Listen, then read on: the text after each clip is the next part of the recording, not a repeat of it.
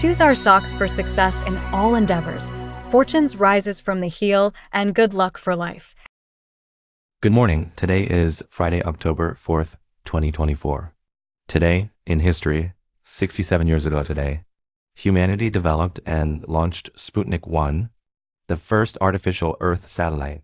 Its primary purpose was to gather measurement, data on upper atmospheric density and radio, ionospheric transmission, marking the beginning of the human spaceflight era. Welcome to today's Qingchao Morning News. Let's start with political updates.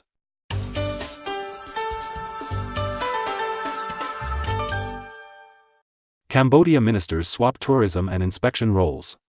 According to Cambodia China Times, the Cambodian parliament recently approved the exchange of posts between the Minister of Tourism and the Minister of Inspection with 106 votes.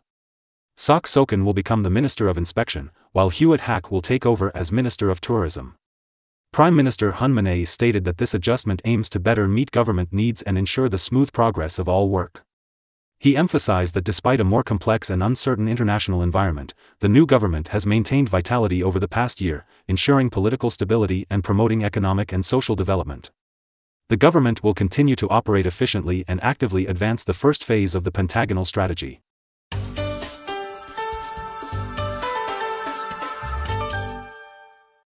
Putin modifies nuclear policy. According to the Associated Press, on September 25, President Vladimir Putin revised Russia's principles for nuclear weapon use.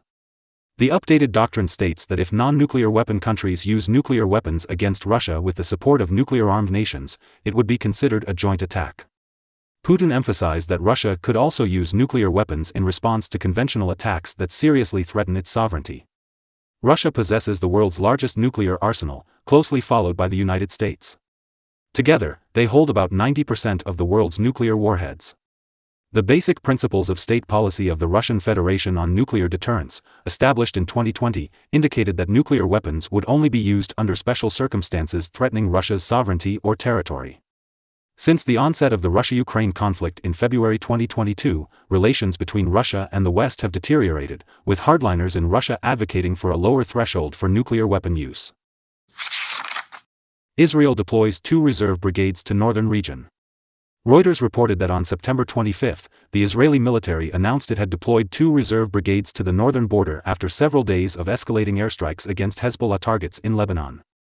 The military is preparing for combat operations and continues its attacks on the Hezbollah terrorist organization. According to the International Organization for Migration, Lebanon has reported at least 90,000 new displaced individuals, nearly 40,000 of whom are living in 283 shelters. As the war situation escalates, the number of refugees in the region is expected to rise significantly.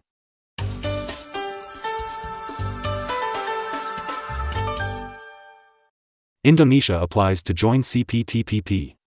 According to news from Jakarta, on September 25, Indonesia formally applied to join the Comprehensive and Progressive Agreement for Trans-Pacific Partnership, CPTPP, to expand its export market. President-elect Prabowo, who will take office on October 20, supports this application. Indonesian Coordinating Minister for Economic Affairs Erlangga Hartarto stated that the move aims to reform Indonesia's economic structure and strengthen economic ties with countries worldwide. The Comprehensive and Progressive Agreement for Trans-Pacific Partnership, established in November 2017, includes Japan, Canada, Australia, Chile, New Zealand, Singapore, Brunei, Malaysia, Vietnam, Mexico, and Peru. It is the largest free trade area in the Asia-Pacific region.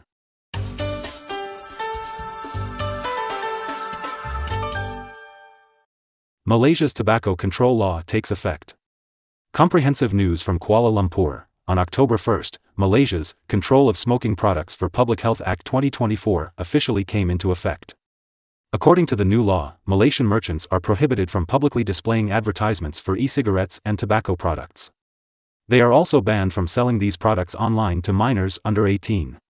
This law was gazetted in February and initially planned for implementation in June, but its enactment was postponed several times, attracting criticism.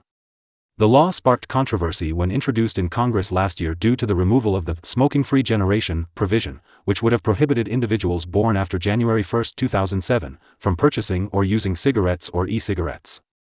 Critics argue that this omission hinders Malaysia's goal of achieving a smoke-free generation. South Korea's student violence rate increases for 4 consecutive years. Yonhap News Agency reported that on September 25, a survey by South Korea's Ministry of Education revealed that the rate of students experiencing school violence exceeded 2% this year, marking the first increase in 11 years and a rise for 4 consecutive years. Notably, younger students experience higher rates of violence, with 4.2% of primary school students, 1.6% of junior high school students, and only 0.5% of high school students reporting incidents. In terms of violence types, verbal abuse was the most common, accounting for 39.4%. Physical violence decreased from 17.3% to 15.5%, while online violence increased from 6.9% to 7.4%. The rates for sexual violence and extortion were 5.9% and 5.4%, respectively.